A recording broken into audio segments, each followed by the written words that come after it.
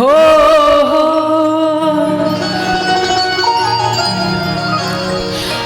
गोलू जी का एक सॉन्ग है, उन्हीं का सॉन्ग की तरफ चलेंगे आप सब लोग के बीच में। बाकी औरत बड़ी सुंदर भाव में बताओ तरीका कि जब बलमा बेदर्दी। अब दो आदमी खड़ा हो जाएंगे, दो आदमी खड़े हो बाहर आप भी आ जाए। खुशी ये लोग के उठे में बड़ा देर आता है। खुशी आ जाइए। खुशी मन दुखी मत करो, तक जल्दी जल्दी आओ बताओ। हाँ दोनों तरफ हो जाएंगे। मैं रारू दाएं बाएं सोभेले कि जब बलमा बेदर्दी आज बहरा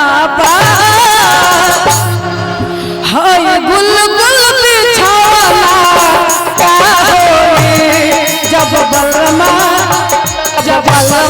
बेदर्दी बहरा तब गुल गुल बिछाना का होए।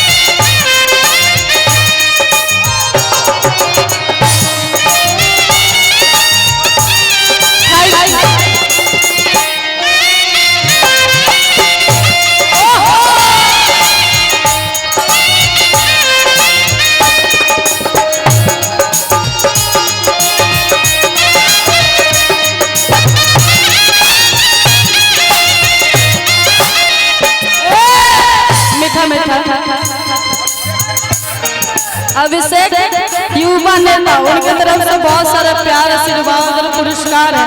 बहुत बहुत धन्यवाद। औरत बहुत सारी अपना सखी से बड़ी सुंदर भाव में और बताओ तरीका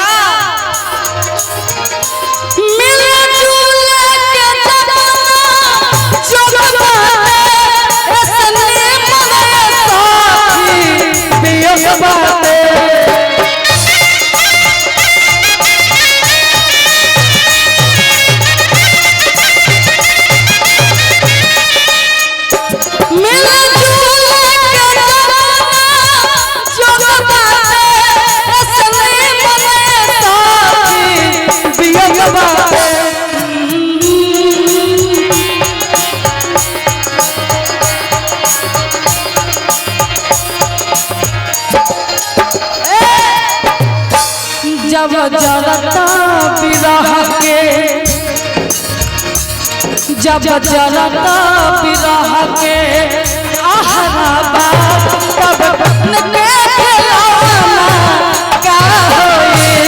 जब जरता बिरह के आहरा फिर ऊपर से लाना का होए। जब बलमा बेदर्दी बहरा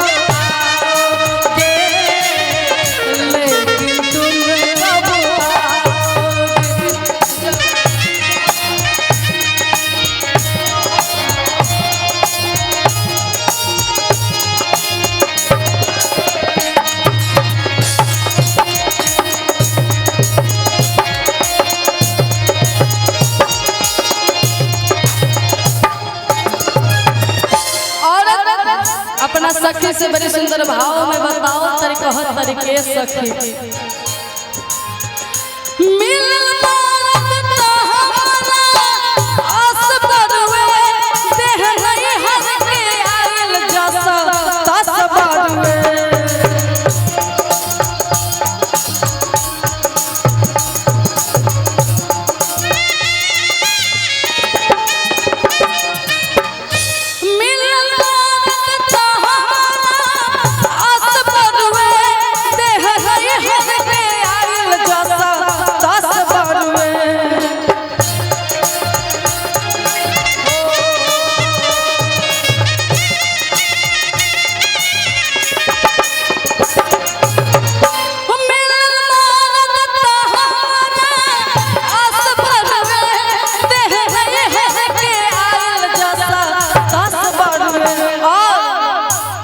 जब मम्मी बने के दिन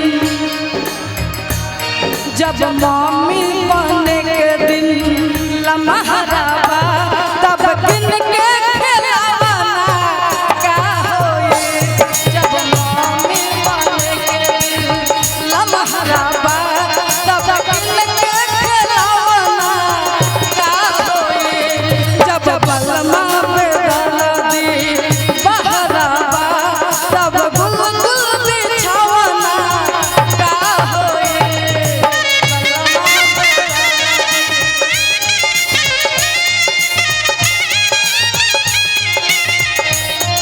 जब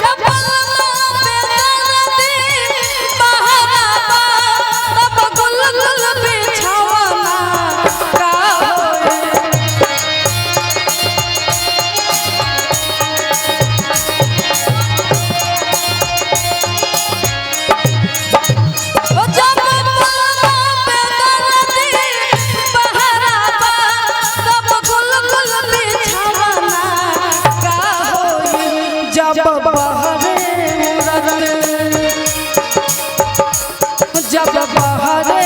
उड़त गुल छहराबा तब दिन के खिलावाना का होए जब बहरे उड़त गुल छहराबा फिर ऊपर से दाना का होए जब मामी बने के दिन लम्हाराबा फिर दिन के